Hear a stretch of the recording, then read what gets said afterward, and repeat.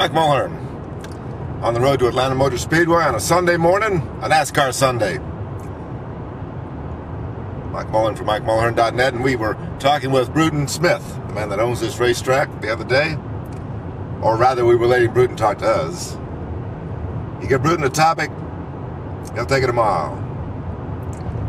He had a lot of things to say, no racetracks to buy, though I got the impression he might want to buy California Speedway and Homestead Speedway. But I get the impression if he were to buy those two tracks, he'd shut them down. And I'm not so sure what his deal was on Homestead. He just rambled on and on about how the last race of the season really deserved to be in a better market or a better track or something. Curtis Gray does a pretty good job down there, and Miami, the Florida Keys, the whole thing, I think works fine. I don't have any problem with that at all. The racetrack's a nice racetrack. Hey, but Bruton was on a rampage, so we let him talk. I think the mayor of Homestead, I think Curtis, I think all those people down there were a little upset with Bruton after they heard what he had to say about Homestead. Sometimes Bruton, you have to read between the lines and around the edges and figure out what the heck he's talking about. Not so sure I knew what he was talking about on that deal. Las Vegas, he was Fat City. 80,000 people on Saturday for the nationwide race. Hey, that's a nice crowd on Sunday at some of these tracks, this year especially. And about 130,000 on Sunday for the Cup race. That's pretty close to a sellout. Bristol, Bruton says if you don't buy your tickets in the next 24 hours, you won't get one. I'm surprised there are even tickets available at Jeff Bird's track up there right now. As of Sunday morning, probably got a few seats left. Don't know. Texas Motor Speedway, now that's a whole different story. Eddie Gotch's down there. He could put 200,000 people in the stands. And then the infield and on the backstretch and all that if he wanted to. If he could. Whether he will or not, well, Bruton says Eddie's predicting a sellout. He'll have to wait and see if he can pull it off. Bruton was also talking about the car tomorrow. A lot of guys are talking about the car tomorrow. I've been talking about the car tomorrow. NASCAR keeps sitting on his thumb saying the car tomorrow is a great car. It's a great safe car, that's true.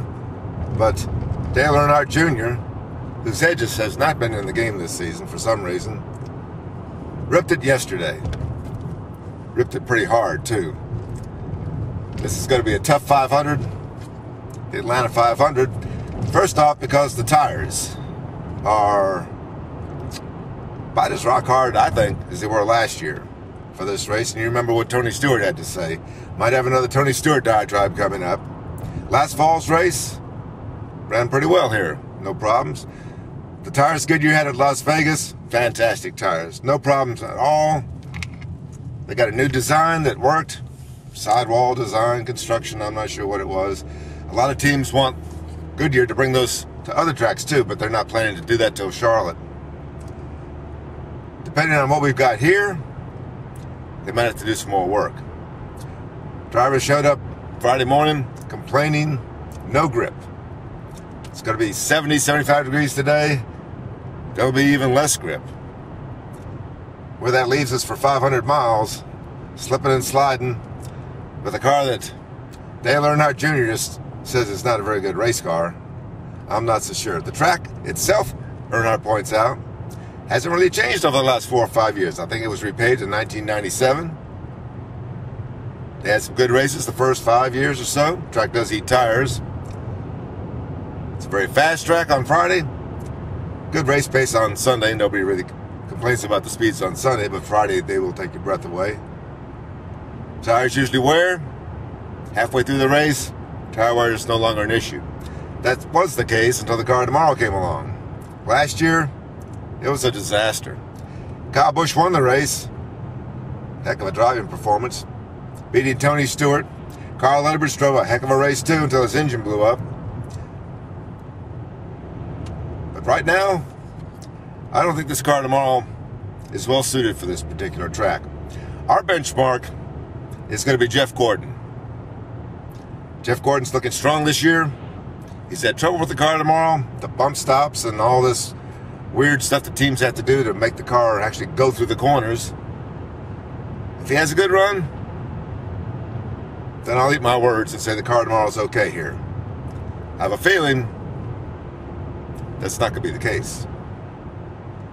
Sunday morning, Atlanta Motor Speedway, Mark Martin on the pole. Rick Hendrick's bunch, about time they did something. Jimmy Johnson's off to a pretty sluggish start. Jeff Gordon's looking good, but he still hasn't won in a long time. Kyle Busch is probably the man to beat. I think Carl Edwards, who won here last fall and would have won in the spring race too if his engine hadn't blown up, I think Carl's going to go with the championship game plan. Be conservative. It's the big picture. That's my prediction. Mike Mulhern for MikeMulhern.net. Atlanta Motor Speedway Sunday morning.